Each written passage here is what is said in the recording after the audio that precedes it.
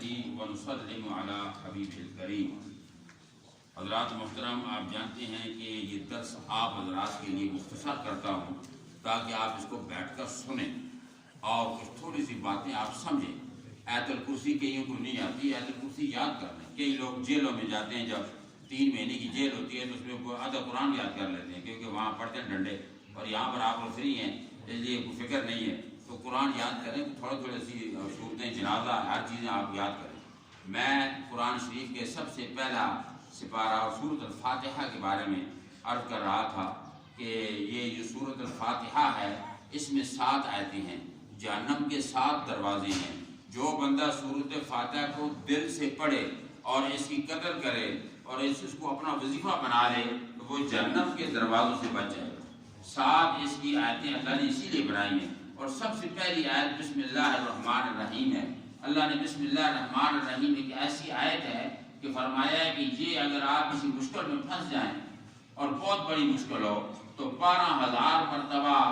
اس کو جناب آپ بیٹھ کر ختم اس کا فرمائیں، 12,000 مرتبہ، اور ہر 1000 پر 2 رکعت نماز نفل حاجت پڑھیں، بڑی سے بڑی مصیبت ٹل جائے گی۔ اور ایک اور اس کا ہے کہ 100 مرتبہ اگر اس کو پڑھیں آپ بسم اللہ اور سورۃ فاتحہ ملا کر، بسم اللہ کی آخری میم اور سورۃ فاتحہ کے لام، بسم اللہ الرحمن الرحیم مل حمدللہ،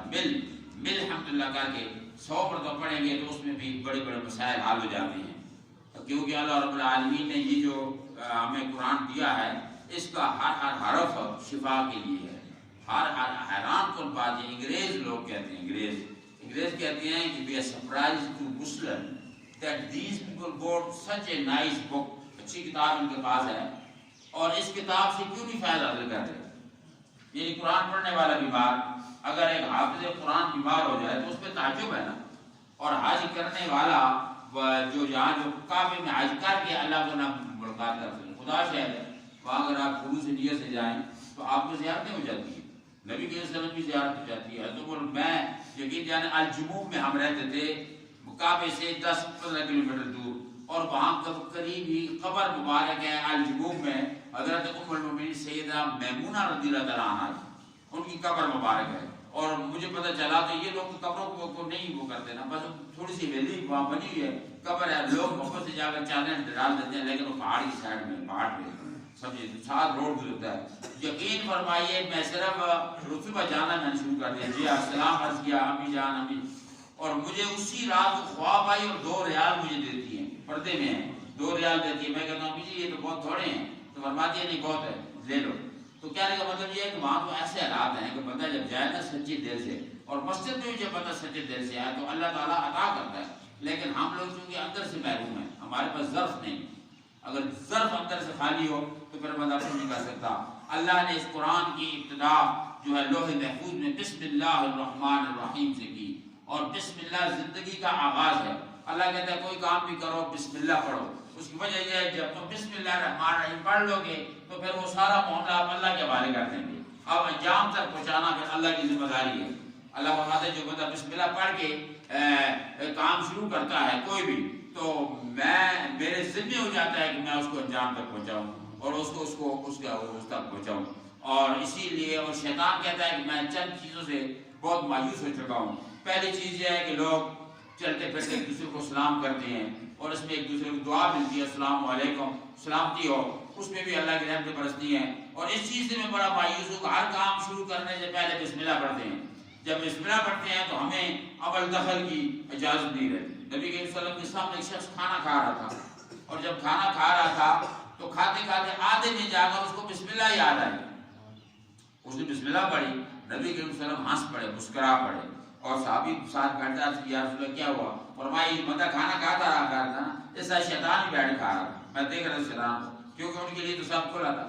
شیطان کو دیکھ رہا کھا رہا تھا، جو ہی اس کو درمیان میں بسم اللہ یاد اس نے پڑھی شیطان بھاگا، تو اب جناب والا اس کو کھانا اس کو مدد ملا۔ تو بے برکتی اسی لیے ہے کہ ہر کام ہم بھول جاتے ہیں بسم اللہ پڑھنی، کھانا کھاتے وقت بسم اللہ پڑھو، مسجد آتے ہوئے دایاں پاؤں پہلے اندر ڈالو بسم اللہ پڑھو، گھر سے چلتے ہوئے پہلے باہر نکلو بایاں پاؤں پہلے نکالو، داخل ہوتے ہوئے السلام علیکم ورحمۃ اللہ بچوں کو کہو۔ یہ ساری دعائیں جو اسلام نے بتائی ہیں اس کے بڑے فائدے ہیں، اور اس کا فائدہ یہ ہے کہ انسان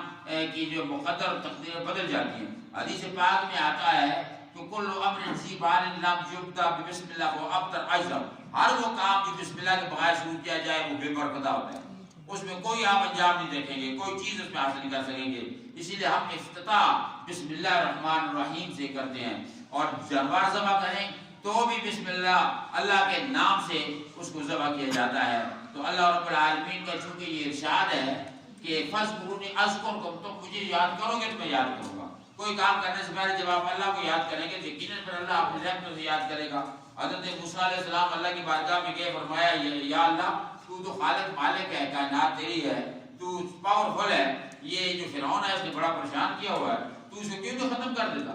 مار دے اس کو، یہ کیوں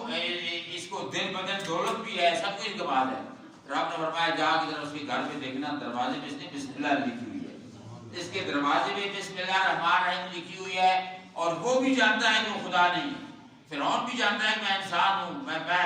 عاجز مند ہوں، ضرورت مند ہوں، لیکن اس نے ایسے اقام کو پھڑ ماری ہوئی ہے۔ لیکن جس دن بسم اللہ راجی نے اس نے یہ نہیں رہے گا، نہ گھر رہے گا۔ تو عرض کرنے کا مقصد یہ ہے کہ اللہ رب العالمین نے ہمیں وہ قرآن دیا کہ جس کے اندر ہر نعمت ہر رحمت موجود ہے۔ یہ بسم اللہ الرحمن الرحیم ایک ایسا وظیفہ ہے کہ اللہ کے تین اسماء گرامی اس میں ہیں، اللہ، رحمان اور رحیم، یہ تینوں گرامی اسم اعظم ہیں، اور یہ اسم اعظم ایسا ہے کہ اس کا اگر بندہ وظیفہ پڑھ لے، جتنی زیادہ پڑھے تو اللہ رب العالمین اس پر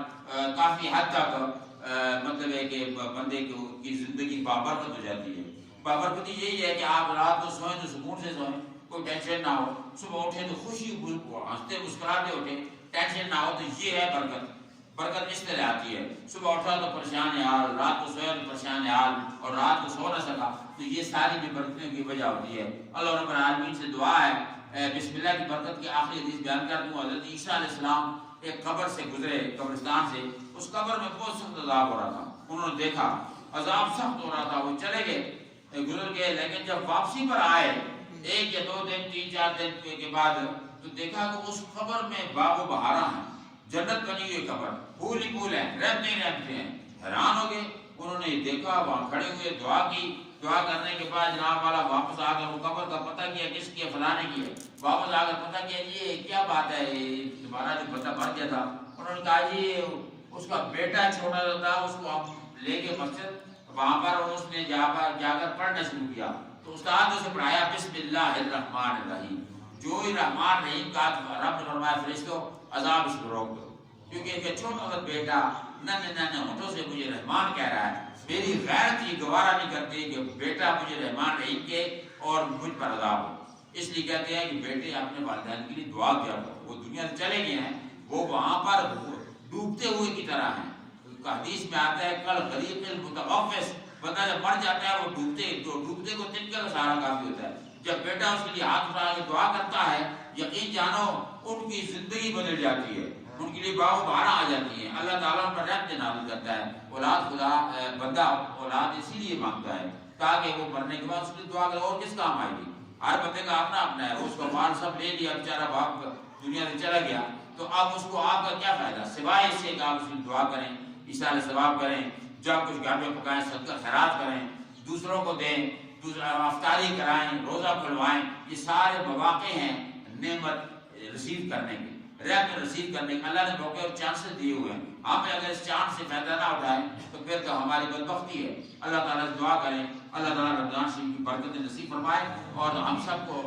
ہوش اور عقل و دانش عطا فرمائے۔ الحمدللہ رب العالمین، خاتم النبیین و علیہ اجمعین۔ الہ العالمین الرحمن الرحیم ہے، یہ مغفرت کا عشرہ جا رہا ہے، یا اللہ اپنے فضل کے ساتھ ہم سب کے گناہوں کو معاف فرما، ہمارے والدین کو گناہوں کو معاف فرما، یا اللہ ان کی ظاہری باطنی روحانی جسمانی غلطیاں معاف فرما، یا اللہ انسان ہیں بتقاضۂ بشریت انسان سے ہزاروں غلطیاں ہو جاتی ہیں، یا اللہ تو رحمان الرحیم ہے، تیری رحمت جب ڈھانپ دے یا اللہ تو پھر وہ گناہ نہیں رہتا، یا اللہ ہم سب کو جنت عطا فرما، ہم سب کی طرف سے تحفہ مغفرت عطا فرما، جن کا کوئی پیچھے دعا کرنے والا نہیں ان کے لیے بھی ہم دعا کرتے ہیں، یا اللہ ان کی مغفرت کر دے، یا اللہ جتنے کلمہ گو مسلمان دنیا سے گئے سب کی مغفرت فرما دے، اللہ تعالیٰ جو زندہ انہیں ایمانی عرفانی نورانی اسلامی زندگی عطا فرما، اللہ فلسطین و کشمیر کے مسلمانوں کو فتح عظیم عطا فرما، اللہ تعالیٰ جو بیمار ہیں شفا عطا فرما، رمضان شریف کے روزے آسان فرما، ہمارے لیے تراویح کی نمازیں آسان فرما، اپنی عبادت کے دروازے ہم پر کھول، تو ہم پر راضی ہو جا رب العالمین،